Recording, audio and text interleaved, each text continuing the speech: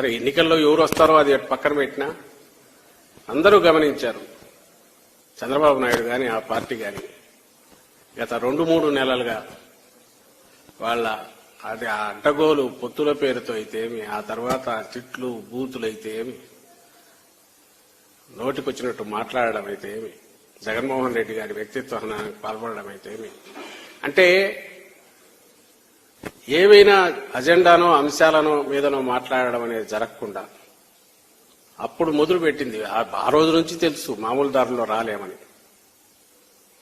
అందుకే కేంద్రంలో ఉన్న పార్టీతో పెట్టుకుంటే అధికారం అండగా ఉంటుందని, ఇటుపక్క ఒక సామాజిక వర్గం, పెద్ద సామాజిక వర్గం అండ వస్తుంది ఇంకొక ఆయనతో, అన్ని పెట్టుకొని ఏది చేసినా ఆఖరికి నువ్వు ప్రజలకేం కావాలో తెలుసుకోకుండా, లేదంటే ప్రజల ఆకాంక్షలకు తగినట్టు ఉండకుండా, ఎప్పుడు మేమన్నట్టు నువ్వు గతంలో ఏం చేసినావో చెప్పకుండా, రేపు ఏం చేయబోతున్నావో స్పష్టత ఇవ్వకుండా, నువ్వు ఆఖరకు మొదలుపెట్టి ఈరోజు పోలింగ్ డే వరకు నువ్వు నడిపిన నాటకాలన్నీ ఈరోజు పరాకాష్ఠగా దానికి అవేం ఆ పప్పులు ఉడకలేదని తెలిసాక దాడులకు తెగబడడం, హింసాకాండకు తెగబడడం,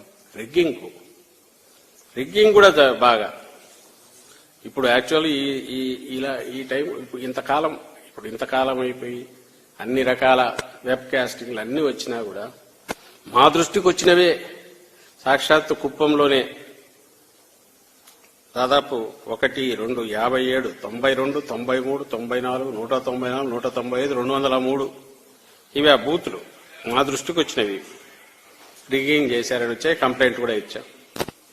మాచర్ల, టెక్కలి, వేమూరు, గుంటూరు వెస్ట్, వినుకొండ, సత్యనపల్లి, అద్దంకి, పొన్నూరు, అమలాపురం ఇవి మా దృష్టికి కొన్ని వచ్చినాయి. ఈ దాదాపు ఇక్కడంతా కూడా రిగ్గింగ్కు పాల్పడ్డారు. తెలుగుదేశం మూకలు అడ్డంగా ఈవీఎంలు పగలగొట్టారు చాలా చోట్ల. వీటి మీద కంప్లైంట్లు ఇచ్చాం. దాదాపు 80 పైగా ఈ ఒక్కరోజే వీళ్ళ దుశ్చర్యలన్నీ ఈసీకి కంప్లైంట్లు ఇచ్చాం. సరే, చర్యలు ఏమున్నా రికార్డు అయితే అవన్నీ మొత్తం మీద ఇప్పటికీ ఇంకా క్యూలు ఉన్నాయి. అండ్ జూన్ 4వ తేదీ ఫలితాలు వచ్చే వరకు అందరం వేచి ఉన్నా. ఈరోజు ముఖ్యంగా ప్రజలకు కృతజ్ఞతలు. వైఎస్ఆర్ కాంగ్రెస్ పార్టీ తరఫున, జగన్మోహన్ రెడ్డి గారి తరఫున ఓటర్లకు, ఏ అట్టడుగు వర్గాలైతే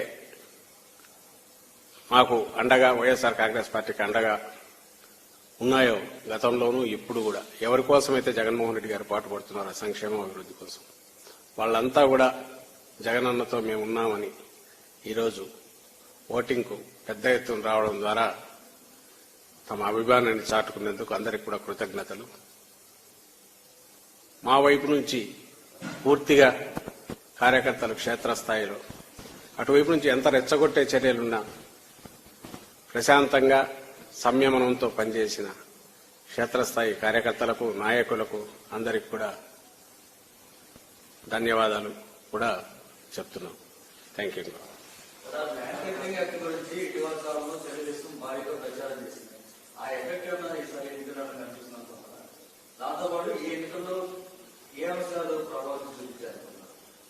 ఈ అంశాలు స్పష్టంగా అజెండా జగన్మోహన్ రెడ్డి గారు ఏ రోజైతే సంక్షేమం ద్వారా అభివృద్ధి, ప్రతి పేద కుటుంబం అభివృద్ధి, రాష్ట్రాభివృద్ధి కూడా దారితీస్తుంది అని ఒక యజ్ఞం మొదలు పెట్టారు, ఆ రోజే అజెండా ఫిక్స్ అయిందని మేము అనుకుంటున్నాం.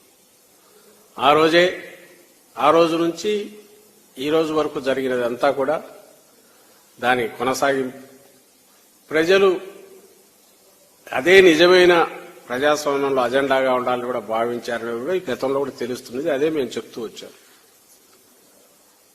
ఇక ల్యాండ్ టైటిలింగ్ యాక్ట్ అది కాదు, ఇంకా చాలా అన్నారు, గొడ్డలు అన్నారు, ఇంకోటి అన్నారు, ఏమో అన్నారు. బహుశా అవన్నీ రేపటి నుంచి ఎక్కడికి పోతాయో. అంటే ఈ అజెండాలో పోటీ పడే శక్తి లేక జగన్మోహన్ రెడ్డి గారు గీసిన గీటు ఏదైతే ఉందో బెంచ్ మార్క్, అక్కడ పోటీ పడే శక్తి కానీ ప్రయత్నం చేసే ఆలోచన కూడా లేక, అది అవసరమనిగా భావించని చంద్రబాబు నాయుడు గారు తనంతట తాను కొత్త అజెండా ఏదో గాల్లోంచి క్రియేట్ చేసి అదే దీని కింద కృత్రిమ అజెండాను ఈ ఎన్నికల అజెండాగా చేయాలని చూసినా ఆయన పాచికలు పారలేదు, జనం దానిలో పట్టించుకోలేదని మేము అనుకుంటున్నాం.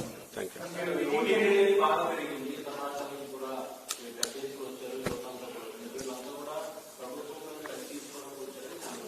అనుకోవచ్చు ఎవరి ఇంటర్ప్రిటేషన్ అన్నా ఎలాగైనా, నేను అదే చెప్తున్నా కదా, ఈరోజు జరిగిన ఓటింగ్ సరళి చూస్తే ఏ రకంగా అనుకోవచ్చు. అయితే నేను ఇంతకుముందు అన్నట్టు అక్కడ బాగా అత్యుత్సాహంగా పాల్గొన్న వాళ్ళల్లో యువత కూడా ఉన్నారు,